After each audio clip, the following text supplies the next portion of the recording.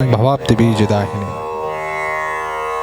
श्री यमुना जी का वात्सल्यमय स्वरूप अनंत ब्रह्मांड अन्यान्य समस्त त्रिलोक को पवित्र करता हुआ भुवम भुवन पावनिम मदिगता मनिकस्वने, उन सभी को तारता हुआ उसके बाद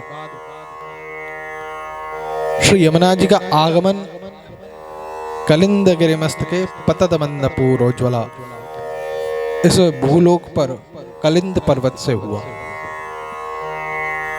श्री यमुना जी असीम कृपा स्वरूप हैं,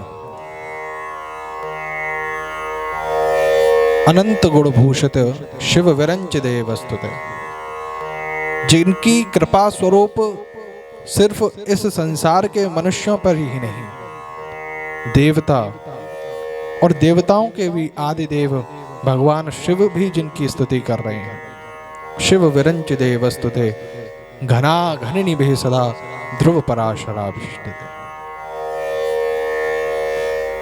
जिस ब्रह्मादिक स्वरूप को, जिस ब्रह्मादिक ज्ञान को स्वयं श्रुति वेद पुराण उपनिषद जो कहने में असमर्थ हैं, उस ब्रह्म तत्व के आगे जो परम ब्रह्म तत्व है और उस परम ब्रह्म तत्व के आगे जो राधा कृष्ण स्वरूप तत्व है, उस तत्व का निर्वाहन करने वाली, अपने अंतःकरण में सेवित करने वाली ब्रजाधिराज नंदना मुदाब घात्र चंदना नुलेप गंध वाहिनी भवाप्ति बीजदाहिनी,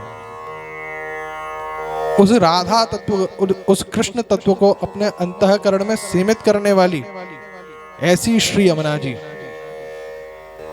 ब्रजाधिराज नंदना मुदाब गात्र चंदना, उनको वहन करने वाली श्री यमुना जी इस ब्रज में नित्य निरंतर कृपा कर रही हैं।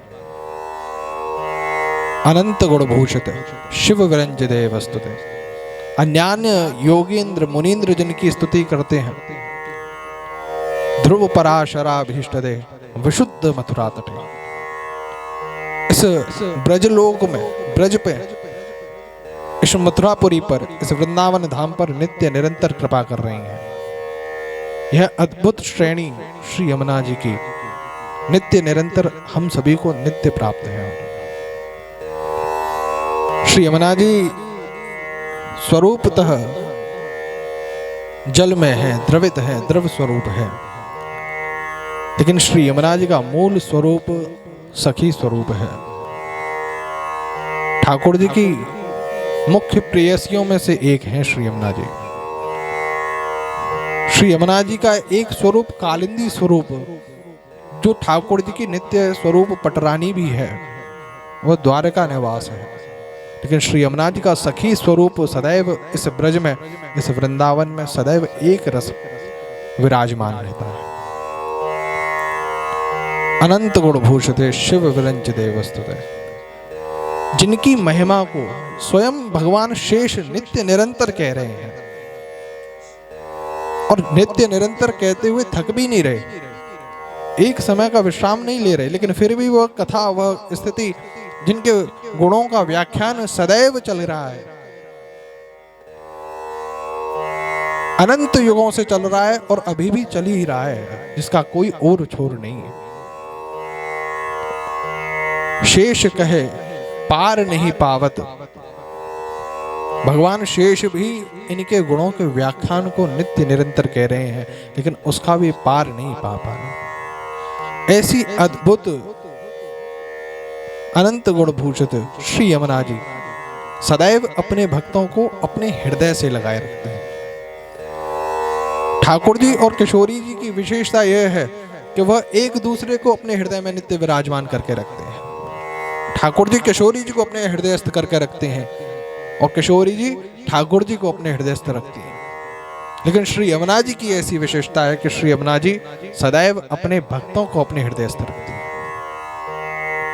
विशुद्ध भक्ति मुज्ज्वलाम परे रसात्मकाम विदुः सुधा श्रुतित्व लौकिकीं परेश वर्ण रूपिणीम्।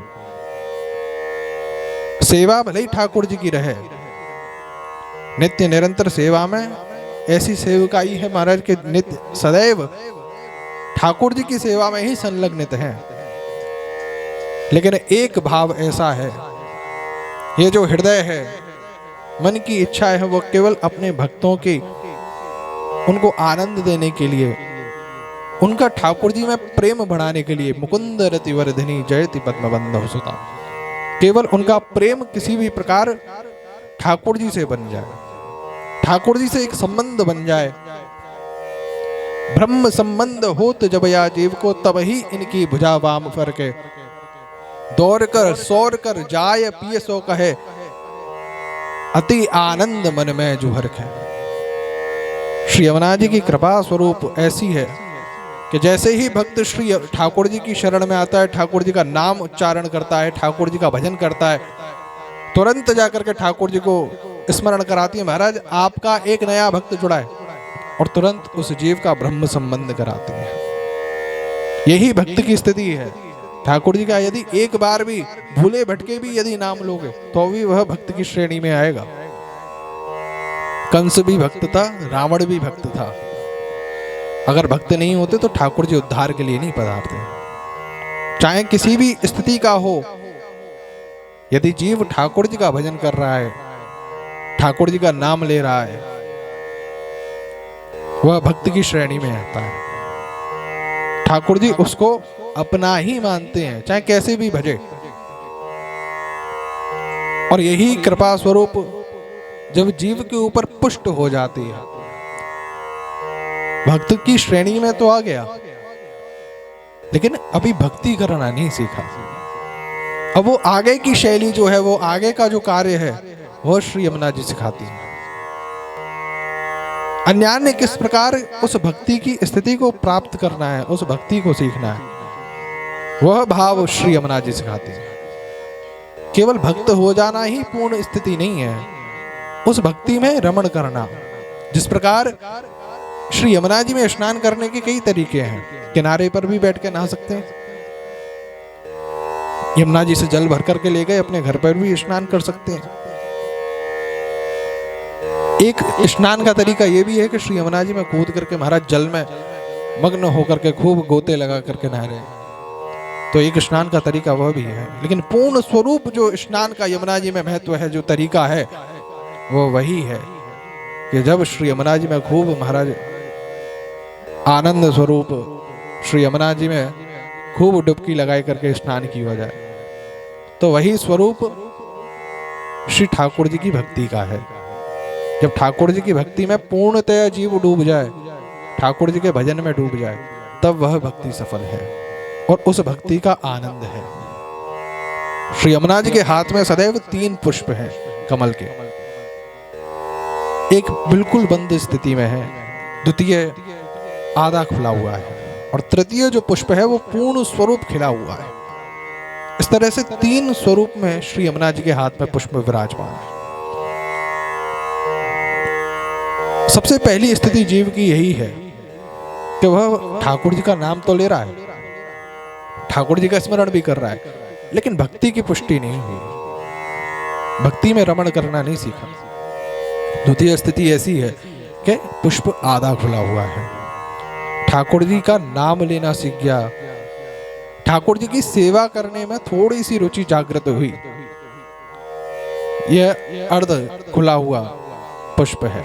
और तृतीय है पूर्ण खिला हुआ कमल है महाराज। वह पूर्ण स्थिति वही है जब ठाकुर जी से पूर्णतया प्रेम हो जाए, ठाकुर जी का नित्य भजन, ठाकुर जी का नित्य रमण, उसका ध्यान होना शुरू हो जाए। वह स्वरूप जब ठाकुर जी का नित्य हृदय में विराजमान हो जाए, वह भक्ति की तृतीय स्थिति है।